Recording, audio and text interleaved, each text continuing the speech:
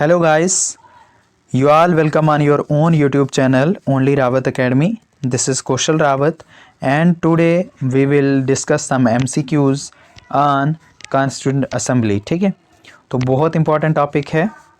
आज कुछ MCQs discuss करेंगे कॉन्स्टिट्यूंट असेंबली पे, कॉन्स्टिट्यूशन पे. I will show you options and you have to give answer. ठीक है, then finally I will show you answers. आपने क्या करना है, ऑप्शंस में से एक ऑप्शन को चूज़ करना है जो राइट आंसर होगा और देन मैं आपको क्या दिखा दूंगा, आंसर दिखा दूंगा. ठीक है, फाइनली चलिए तो स्टार्ट करते हैं. पहला वाला क्वेश्चन हमारा, the proposal for forming the constitution of India by an elected constituent assembly was made by. किस इनमें से कौन सा वाला कमीशन है या कौन सी बॉडी है जिसने ये प्रपोजल दिया था कि कॉन्स्टिट्यूशन बनाया जाएगा इंडिया का, बट कौन बनाएगा, इलेक्टेड कॉन्स्टिट्यूंट असेंबली बनाएगी. तो किसने दिया था ये प्रपोजल, बताइए जल्दी से. साइमन कमीशन था, गवर्नमेंट ऑफ इंडिया एक्ट था, या क्रिप्स मिशन था, या ब्रिटिश कैबिनेट डेलीगेशन था.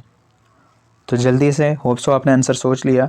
Cripps mission. ठीक है, क्या था क्रिप्स मिशन, सबको याद है 1942 में. ठीक है, Cripps mission 1942, sir Stafford Cripps proposal के साथ आया था कि भाई कॉन्स्टिट्यूशन बनेगा after the world war second. ठीक है, तो चलिए आगे बढ़ते हैं सेकंड क्वेश्चन पे. As per the cabinet mission plan constituent assembly to decide allotted member seat in each province one representative was in ratio to which population. तो आप बताओ जरा, आपका कैबिनेट मिशन जो आया था इंडिया में 1946, उसके अंडर बनी थी आपकी क्या, कॉन्स्टिट्यूंट असेंबली. तो आप जल्दी से बताओ कि भाई वो जो कॉन्स्टिट्यूंट असेंबली बनी थी, आपने पढ़ा था उसमें टोटल सीटें कितनी थी, 389. तो एक सीट जो थी वो कितनी पॉपुलेशन को अलाट की जाती थी. तो जल्दी से आपका आंसर 8 लाख, 10 लाख पॉपुलेशन, 15 लाख या 12 लाख. तो your answer should B 10 lakh. ठीक है, क्या आंसर होना चाहिए, 10 लाख बताया था आपको. ठीक है, नेक्स्ट क्वेश्चन है आपका, who among the following person was not a member of the cabinet mission. जल्दी से बताओ कैबिनेट मिशन का इनमें से कौन मेंबर नहीं था. तो आपने पढ़ा था कैबिनेट मिशन जो कि हमारे यहाँ 1946 में आया, उसके हमने 3 मेंबर पढ़े थे. तो बताओ उन 3 में से यहाँ तीनों के तीनों हैं तो कौन नहीं है. ठीक है, तो चलिए बताइए जल्दी से. William Wood, Lawrence, Stafford Cripps या ए बी अलेक्जेंडर. तो कौन सा वाला है, विलियम वुड. ठीक है, तो ये मेंबर नहीं था, 3 ही मेंबर थे इसमें, लॉरेंस, क्रिप्स और अलेक्जेंडर. चलिए नीचे चलते हैं दूसरे क्वेश्चन पे. Who were the member of the constituent assembly, how were the members of the constituent assembly elected. ठीक है, कॉन्स्टिट्यूंट असेंबली के मेंबर इलेक्ट कैसे होंगे, क्या मेथड होगा. तो क्या मेथड होगा, डायरेक्टली बाय पब्लिक, क्या डायरेक्टली पब्लिक इलेक्ट करेगी, नॉमिनेटेड बाय कांग्रेस, क्या नॉमिनेट कांग्रेस करेगी, या नॉमिनेटेड बाय इंडियन रूलर, या बाय प्रोविंशियल असेंबलीज. तो होप्स हो कि आपने आंसर सोच लिया. फ़ौरन आपने ऑप्शन देखते ही आपके दिमाग में आंसर आ जाना चाहिए. तो डायरेक्टली पब्लिक तो डायरेक्टली इलेक्ट नहीं करते थे, कांग्रेस ने नॉमिनेट नहीं किए, nominated by Indian ruler no. तो last answer is by provincial assembly. ठीक है, चलिए नेक्स्ट चलते हैं. Who was the first elected chairman of the constituent assembly. ठीक है, पहला इलेक्टेड चेयरमैन कौन था कॉन्स्टिट्यूंट असेंबली का.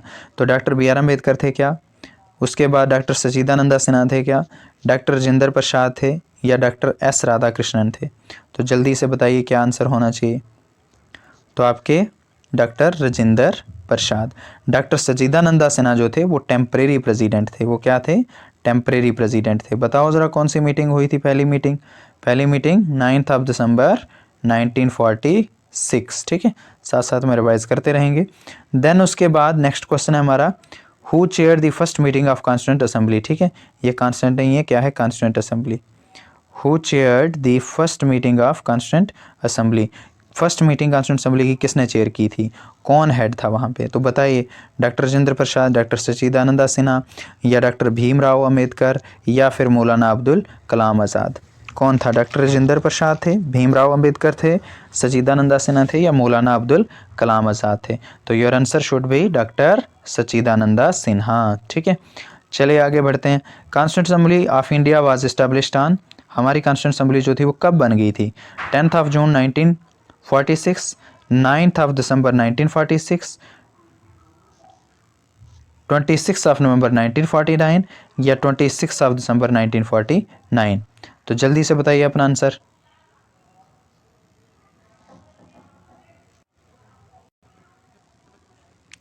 तो क्या आंसर है आपका इसका, कॉन्स्टिट्यूंट असेंबली कब इस्टेब्लिश हो गई थी? तो एज यू नो के फर्स्ट मीटिंग भाई कब हुई थी हमारी? 9 दिसंबर 1946, अभी भी बताया, ठीक है। देन उसके बाद नेक्स्ट है हमारा 9 दिसंबर 1946, मैंने आपको बता दिया। The resolution for giving a constitution to India was adopted by the constituent assembly on. बताइए कि इस रेजोल्यूशन को कब अडॉप्ट किया गया था कि constitution of India, the resolution for giving a constitution to India was adopted, कि भाई एक कॉन्स्टिट्यूशन बनाया जाएगा, दिया जाएगा, इस रेजोल्यूशन को कब अडॉप्ट किया था कॉन्स्टिट्यूंट असेंबली ने? तो जल्दी से बताइए।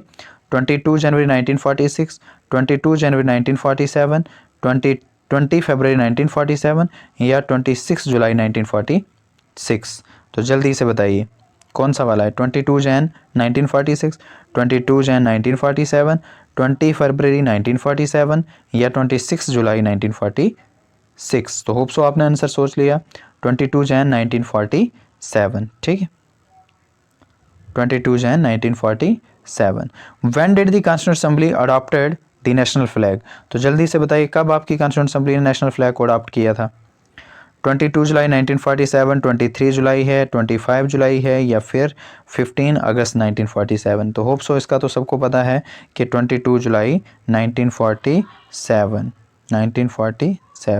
जल्दी से मुझे बताना है कमेंट में करके आपने कि भाई हमारी जो कॉन्स्टिट्यूंट असेंबली बनी थी, तो कॉन्स्टिट्यूंट असेंबली ने जो कॉन्स्टिट्यूशन बनाया था उस पर हमारा कितना खर्चा आया था, ठीक है, कितना पैसा लगा था, आपने कमेंट करके मुझे बताना है, ठीक है। चलिए, तो ये सबको पता है। देन उसके बाद क्वेश्चन नंबर 10 है हमारा, the constitution of India was completed on. तो जल्दी से बताइए कि थोड़ा जल्दी स्पीड में करते हैं। कॉन्स्टिट्यूशन ऑफ इंडिया कब अडॉप्ट हुआ था, कब कंप्लीट हुआ था? ठीक है, constitution of India was completed on 26 of Jan 1950, 26 of November 1949, 11 फरवरी 1948 या नन ऑफ दी अबव? तो your answer should B, I hope कि आपने आंसर सोच लिया।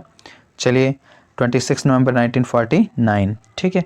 देन आपका Indian constitution was adopted by the constituent assembly on. बताइए Indian constitution को कब अडॉप्ट किया कॉन्स्टिट्यूंट असेंबली ने?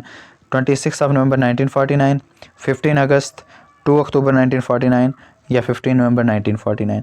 तो इसका सबको आंसर पता है, बहुत ईजी है ये वाला, ठीक है। चलिए आगे चलते हैं। Constitution of India come into force on. बताइए कॉन्स्टिट्यूशन, हमारा कॉन्स्टिट्यूशन जो है वो कब इम्प्लीमेंट हुआ? तो आप सबको पता है इसका भी, ठीक है, ये तो सबको पता होना चाहिए, 26 of Jan 1950। Then next question है, the constitution of India was enacted on 26 November 1949 by the. किसने इनेक्ट किया इसको? बताइए, उसी क्वेश्चन को उल्टा करके पूछ दिए। तो बताओ आप कौन है? कॉन्स्टिट्यूंट असेंबली है, गवर्नर जनरल ऑफ इंडिया है, पार्लियामेंट ऑफ इंडिया है या ब्रिटिश पार्लियामेंट है? तो कौन होगा? कॉन्स्टिट्यूंट असेंबली, ठीक है। देन उसके बाद B R Ambedkar was elected to the constituent assembly from. B R Ambedkar constituent assembly में इलेक्ट हुए थे कहाँ से? वेस्ट बंगाल से थे, बम्बे से थे, मिडिल इंडिया से थे, पंजाब से थे? तो कहाँ से थे जल्दी से बताना है आपने। तो बम्बे प्रेसिडेंसी से, ठीक है, कहाँ से थे? बम्बे प्रेसिडेंसी से, ठीक है। चलिए आगे, the state emblem was adopted by the government of India.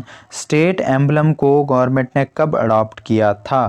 The state emblem was adopted by the government of India on 15 August 1948, 2 October 1947, 26 of Jain 1948, 26 of Jan 1950? तो जल्दी से बताइए कब अडॉप्ट किया था? तो your answer should B 26 of Jan 1950, ठीक है, 26 ऑफ जैन 1950। उसके बाद चलिए next, the state and the central government drive power from. चाहे वो सेंट्रल गवर्नमेंट हो चाहे वो स्टेट गवर्नमेंट हो, सबकी सब पावर कहाँ से ड्राइव करती हैं? सबसे बड़ा कौन हमारी कंट्री में? तो as you know constitution of India, ठीक है। चलिए ये तो सबको पता है। उसके बाद the drafting committee of constituent assembly under doctor B R Ambedkar had how many members? तो बताइए हाउ मैनी अदर मेंबर्स? तो क्वेश्चन किस तरीके से पूछा है बहुत अच्छे से समझना है। पहले हमने आपको बताया था कितने मेंबर थे? 7, ठीक है, कितने मेंबर बताए थे? 7। इन्होंने क्या पूछा, क्वेश्चन को समझो पहले। क्या बोला कि कॉन्स्टिट्यूंट असेंबली की जो ड्राफ्टिंग कमेटी थी उसमें doctor B R Ambedkar and how many other, एक तो डॉक्टर बी आर अम्बेडकर थे और बाकी कितने थे? तो बाकी कितने बचे अभी पीछे? तो जल्दी से बताइए कितने हैं? 6, ठीक है। तो the first draft of the constitution was prepared by. हमारा पहला ड्राफ्ट जो था कॉन्स्टिट्यूशन का किसने प्रिपेयर किया था? तो doctor B R Ambedkar, B N Rau, K Santhanam, then उसके बाद के एम मुंशी। तो your answer would be B N Rau, ठीक है। देन उसके बाद चलिए next, how many women members were there in the Indian constituent assembly. Most important है, सबको पता होना चाहिए कि हाउ मैनी वुमेन्स, कितनी वुमेन्स थी हमारी कॉन्स्टिट्यूंट असेंबली में। तो जल्दी बताइए 15, 13, 12 या 10, तो कितनी थी, ठीक है 15। Who proposed the preamble before the drafting committee of the constitution. तो ये सबको पता है प्रियम्बल किसने प्रपोज किया, तो एज यू नो कि भाई जवाहरलाल नेहरू थे, बी आर अम्बेडकर थे, बी एन राव थे या महात्मा गांधी थे। तो कौन थे, जवाहरलाल नेहरू, ठीक है। चलिए अगले क्वेश्चन पे बढ़ते हैं। How much time the constituent assembly took to frame the constitution of India. हमारी कॉन्स्टिट्यूंट असेंबली ने कितना टाइम लिया कॉन्स्टिट्यूशन को बनाने में, तो बताइए 2 years 11 month 18 days, 3 years 7 month 23 days, 3 years 4 month 14 days, 3 year 11 month 15 days। तो एज यू नो कि 2 year 11 months 20 days। अब मुझे यहाँ से फ़ौरन आपने एक क्वेश्चन और कमेंट में करके बताना है कि how many members signed the constitution of India, कि उस दिन जब आपका कॉन्स्टिट्यूशन पास हुआ तो कितने लोगों ने इसको साइन किया था। तो आपने मुझे बताना है ये कमेंट करके, ठीक है। चलिए आगे बढ़ते हैं। The concept of the fundamental rights as incorporated in the constitution has been adopted from। बताइए जो फंडामेंटल राइट्स हैं ये हमने अपने कॉन्स्टिट्यूशन में डाले हैं, कहाँ से, कौन से कॉन्स्टिट्यूशन में पहले थे ये, ठीक है। मतलब कौन सी कंट्री से हमने इस प्रैक्टिस को ड्रा किया है, France, Britain, United State of America या फिर रशिया। तो बताइए कौन सी कंट्री है, तो सबको याद होना चाहिए United State of America. Which part of the constitution contain the provision related to citizenship. तो बताइए सिटीजनशिप के रिलेटेड कौन सा हमारा पार्ट है जो बात करता है। पार्ट 1 एज यू नो किसकी बात करता है, स्टेट एंड ड्यूटीज़। पार्ट 3 किसकी बात करता है, सबको पता है, किसकी बताया था आपको, आपके फंडामेंटल राइट्स। पार्ट 2 किसकी बात करता है, तो your answer should B part 2। Part 4 सबको पता है किसकी बात करता है, directive principles of state policy, ठीक है। तो पार्ट 2। तो अभी बताना आपने 4th schedule of the constitution of India deal with. हमारे कॉन्स्टिट्यूशन की 4th शेड्यूल किसके साथ डील करती है, allocation of seats for the council of states, political defection, panchayat system या लैंग्वेज। तो काउंसिल ऑफ स्टेट किसको बोला जाता है, राज्यसभा, ठीक है, कंफ्यूज नहीं होना, राज्यसभा को क्या कहा जाता है, काउंसिल ऑफ स्टेट। तो बताइए, तो हमने बताया था आपको 4th जो शेड्यूल है वही वो बात करता है किसका, allocation of seats and Rajya Sabha. तो आपका question number 25 and last question, the constitutional status has been given to the panchayat under article. बताइए आपकी पंचायत जो है वो कौन से आर्टिकल के अंडर आती है, मतलब जो पंचायत एक्ट था आपका, पंचायती राज एक्ट PRI जो था, PRI 73rd कॉन्स्टिट्यूशनल अमेंडमेंट थी ये आपकी, और ये हुई थी कब, 1992। तो बताइए इसको कौन से आर्टिकल में ये आता है, ठीक है, पंचायत।